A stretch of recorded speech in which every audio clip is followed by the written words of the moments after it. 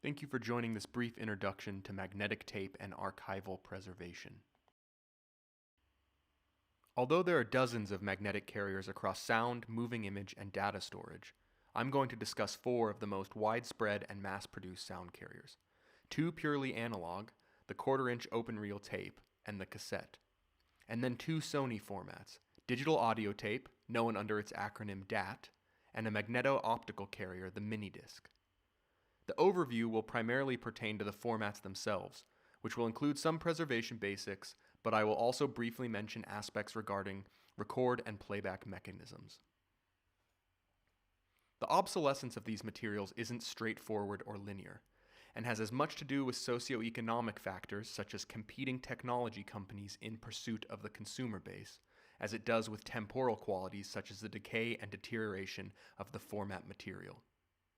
This often brings forth the obsolescence of the playback equipment before the sound carriers themselves.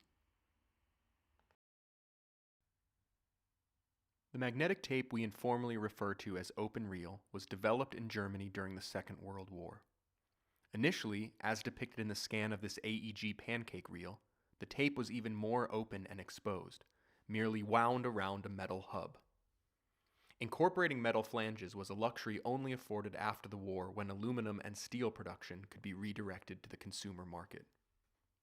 These pancake reels, the predecessor to the magnetic formats to follow, was recorded and played on a magnetophone. Although I'm specifically discussing quarter-inch tape, as it's the most common tape width for home recordings and oral history, half-inch, 1-inch, and 2-inch tape also abide by the same principles and materiality. I should also stress the scan of this messy tape was captured before preservation, when it was neatly tidied and rewound for playback and transfer. In the last slide, I mentioned metal flanges. Here you can see the aluminum spools protecting the supply and take-up reels. The tape leaves the supply reel and passes under the tachometer, which measures the tape speed. The tape then passes under the head block, passing through a magnetic field produced by one of 3 heads. Left to right, these are the erase head, the record head, and the repro or playback head. To the right of the head block is the capstan, which drives the tape until it's wound onto the take-up reel. Tape machines run at a variety of standard speeds, allowing the recordist to either sacrifice fidelity or the duration of the recording. The faster the speed, the higher the fidelity, but shorter the recording duration. These same principles carry to the digital realm, where speed is superseded by storage space.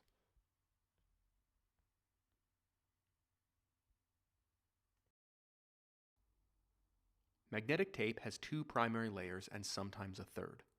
The oxide layer contains the magnetic coating, a ferric oxide emulsion fused with other binder chemicals such as lubricants and adhesives. The magnetic coating is applied to the substrate or base film. Early tape from the 1930s and into the 40s used a paper substrate. Paperback tape doesn't stretch easily, but is prone to tearing. Likewise, acetate substrates, which were produced from the 40s to the 70s, also don't stretch, but they are very flammable and over time degenerate via vinegar syndrome, a self-catalytic process that can't be reversed. As the name suggests, this issue is easy to diagnose because the tape exudes a strong vinegar odor. Because of the material's flammability, acetate tape cannot be baked. From the 1960s onward, most tape is produced with polyester-based substrates. These material compounds are quite durable, but also prone to stretching and sticky shed syndrome, where the oxide binder detaches or sheds off of the base film, causing a number of possible playback issues. Tapes with sticky shed syndrome can be baked at a low temperature in an environmental chamber. This temporarily resettles the oxide layer onto the base film, offering a short window of playback before the syndrome presents itself again. Some tape features a back coating of carbon black to reduce static and print through. This additional layer is more common with professional tape, such as what is used for mastering.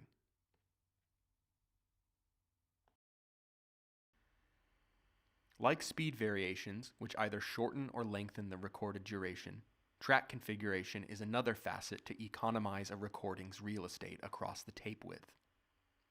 Full-track mono utilizes the entire tape width, whereas half-track mono and stereo take up half the tape width. A stereo configuration allows for a constructed spatiality to embody a recording, whereas half-track mono doubles the length of tape by featuring one recording on the top or left channel and a second recording on the bottom or right channel. 4-track recordings, as eclipsed by today's digital multi-track configurations, allow for 4 separate recordings across the tape width, i.e. one for keys, another for a drum machine, another for vocals, and the final track for a guitar. Just as flanges and spools began to enclose magnetic tape wound to an AEG hub, cartridge formats further enclosed magnetic tape. Now we're going to talk about the format that democratized the recording industry, the cassette, which means little house. This image portrays a reel of cassette tape with half of the cartridge or shell removed. The right tab protects the tape from being re-recorded, transforming the cartridge from re-recordable into a worm device, write once, read many. Inside the cartridge, the tape path is very similar to open reel tape. It passes from the supply reel under a tape guide roller. When under the magnetic shield and pressure pad, a window in the shell allows the tape to make contact with the magnetic field emanating from the record or playback head. There are other circular windows in the shell, so the capstan can penetrate the cell and drive the tape onto the take-up reel. The cassette was invented by Philips in 1963. By 1979, Sony released the Walkman, and Tascam revealed the 4-track cassette recorder. Both commodities altered the recording and playback landscape for portable listening and DIY production. In the UK, cassette sales peaked between 1985 and 1995, but it wasn't until 2005 that the cassette remained the most popular format outside of the so-called West.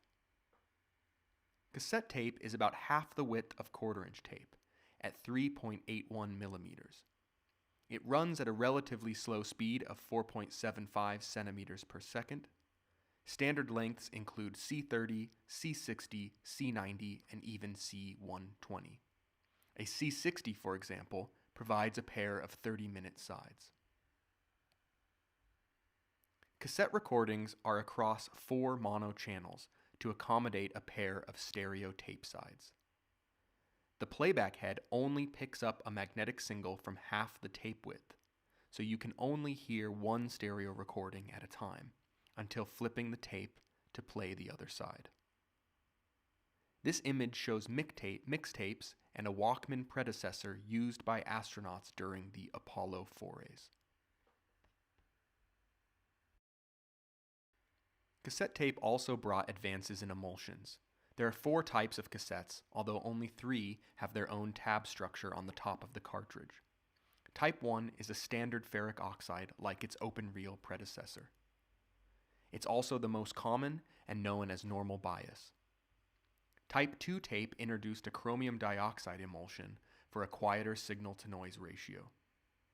Type 3, the rarest of them all, and the one without its own cartridge, was a hybrid between ferric oxide and chromium dioxide. There are only a few tape recorders that play back Type 3 tape. Type 4 tape was introduced as a professional-grade tape with pure metal coating, similar to the emulsion used in DAT.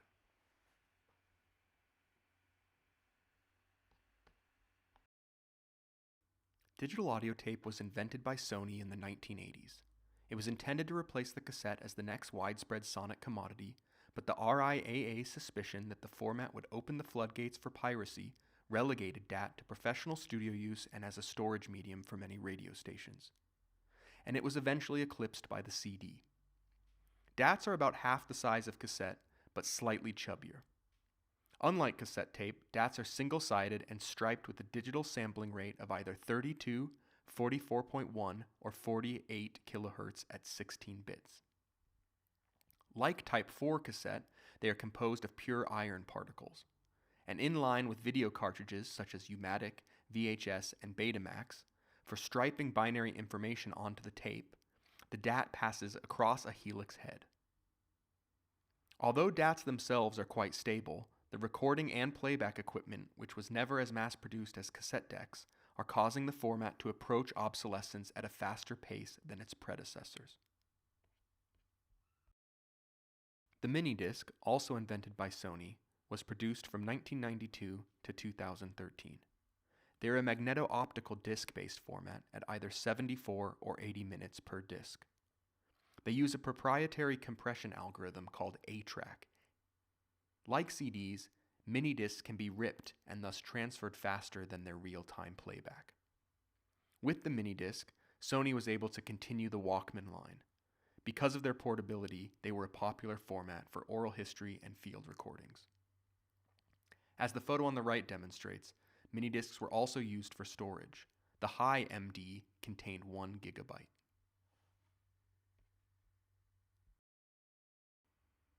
The Authority in Sound and Audiovisual Collections, YASA, have developed the preservation and digitization standards sound archives across the world practice, including at the National Library of Scotland. These guidelines and the plethora of information they contain are documented in the TC04 and the TC05. Additionally, Richard Hess offers a lot of helpful advice and wisdom in his audio tape restoration tips and notes. Thank you for your time.